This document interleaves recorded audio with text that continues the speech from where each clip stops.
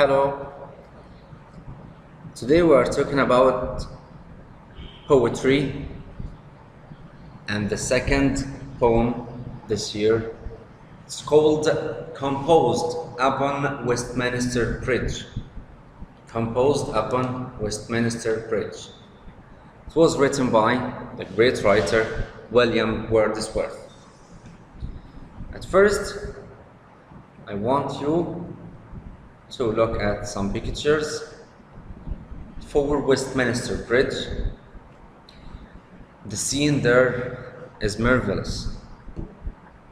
Yes, it's wonderful. During all the day, night or day.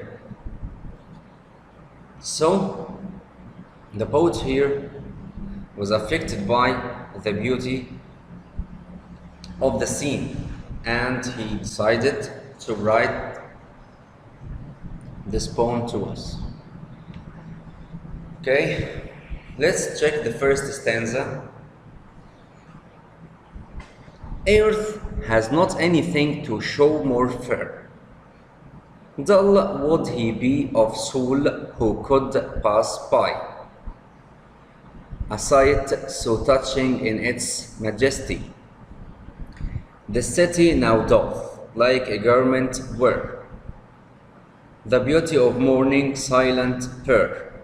Ships, towers, domes, theatres, and temples lie open unto the fields and to the sky, all bright and glittering in the smokeless earth. We will read it again for you. Earth has not anything to show more fair. Dull would he be of soul who could pass by. A sight so touching in its majesty, the city now doth like a garment wear. The beauty of morning silent pearl. Ships, towers, domes, theatres, and temples lie open unto the fields and to the sky, all bright and glittering in the smokeless earth. Okay, at first let's check some new words here. We have the word fair. Fair means beautiful, something beautiful. Number two, dull. Dull is unhappy or depressed. Number three, we have sight. Sight, the view here, like that. The river, the bridge, trees, domes, and so on. Number four, majesty, greatness or dignity. Greatness. Garment, cloth. Cloth. Pearl, empty or uncovered. And the last word here, smokeless air, means the pure air. Okay, now let's say the paraphrase of the first stanza. The poet was standing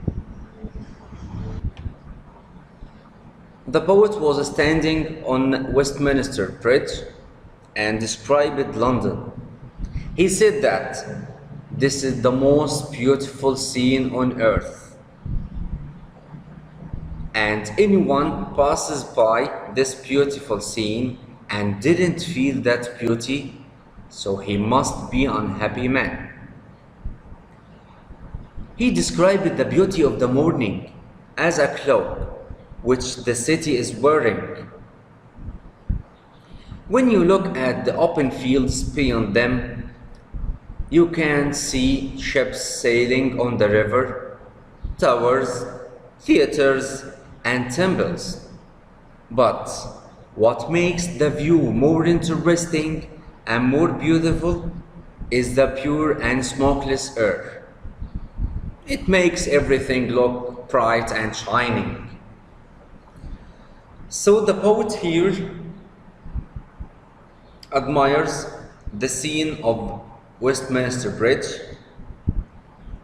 He was standing in the early morning and the view was marvelous and very beautiful. So the poet was affected by the scene and wrote these lines.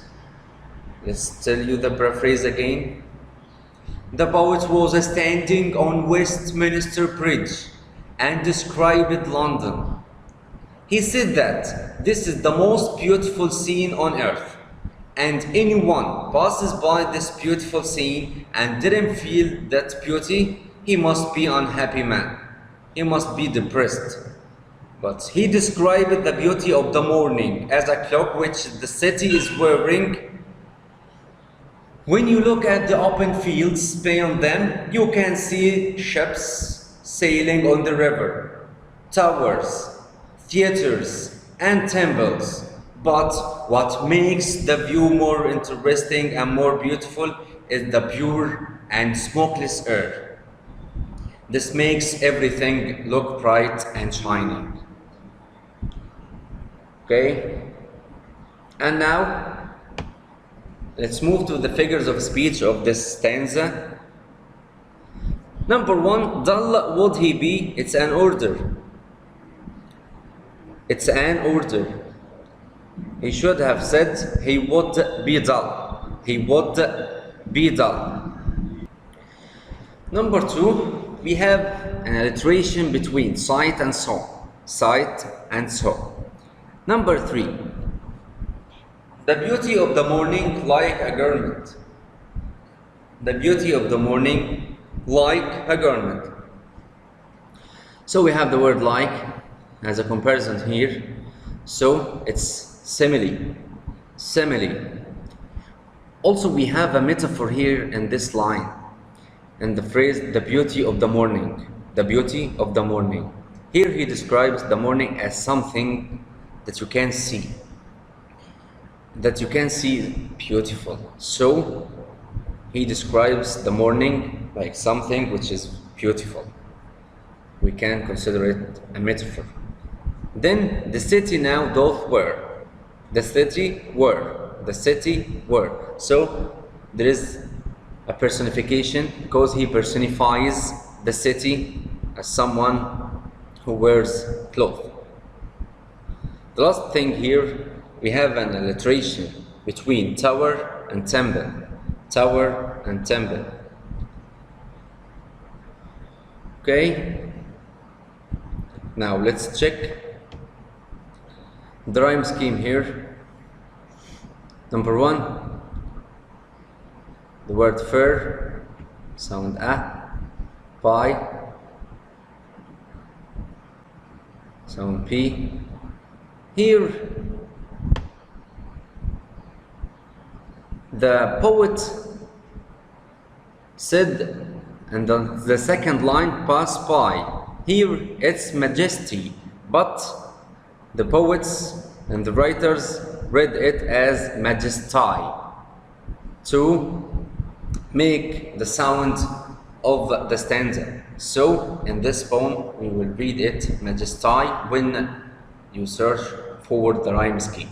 Majesty, P, were, like fur, per, like were and fur, lie, like pie and majesty, sky, the same, and air, like the first. So the rhyme scheme here is A, P, B, A, A, P, P, A.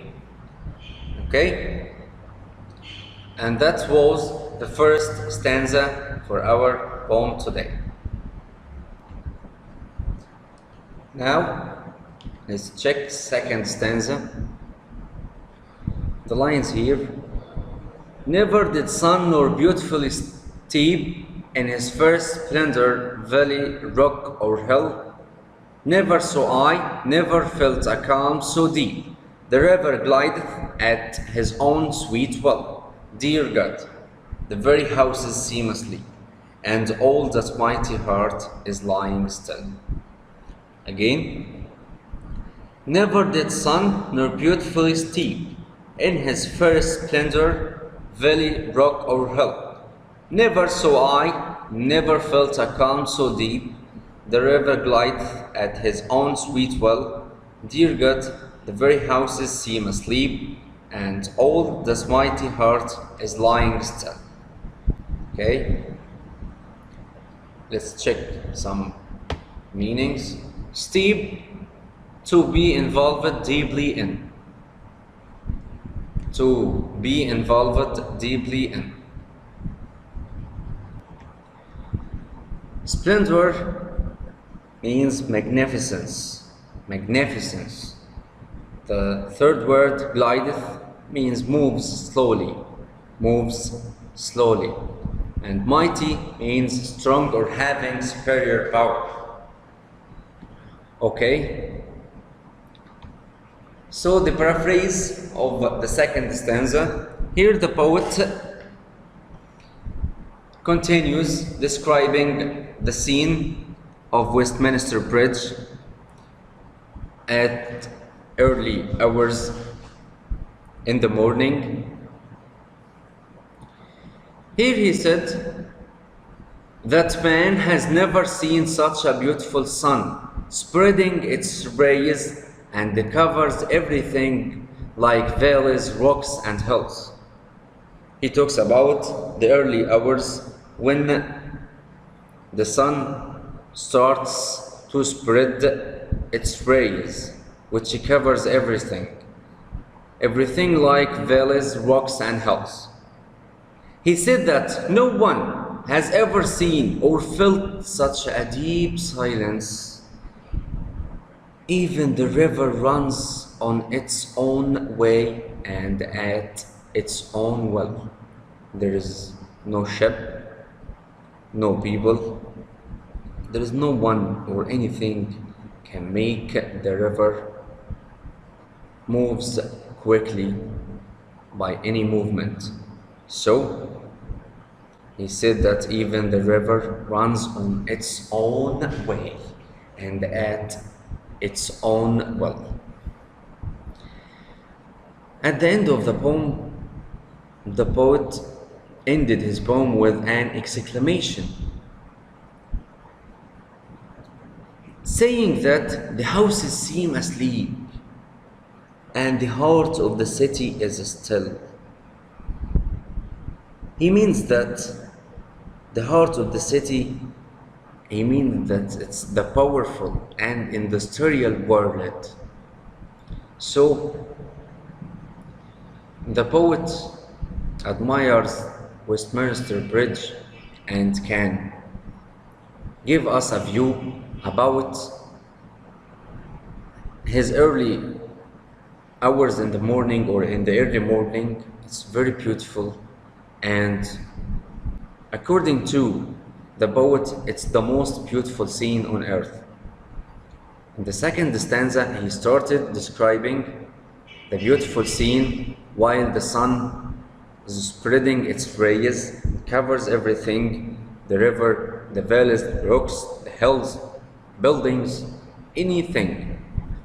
He said that even the river moves very slowly at his own will. No one or no thing can make it, the river, move active or hyperactive like during the day by ships or by fishermen and so on. So the scene is very silent and is very relaxing. This is the paraphrase of the second poem.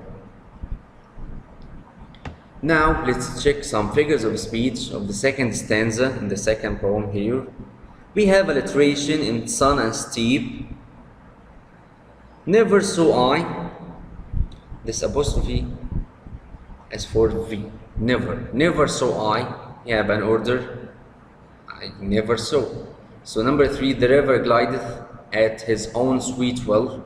We have personification. He personified the river as someone who has a will. Number 4, the very houses seem asleep. Personification, because he personifies the houses, not the people. He personified the houses as people who are sleeping. And the last thing here, all that mighty heart is lying still. It's also personification, as he personifies the city or the world with someone who has a heart. Okay, and the rhyme scheme of the second stanza: C D C D C D. Each two lines have the main or the same as the second two lines, and so on. So this was the second stanza composed upon Westminster Bridge. Thank you.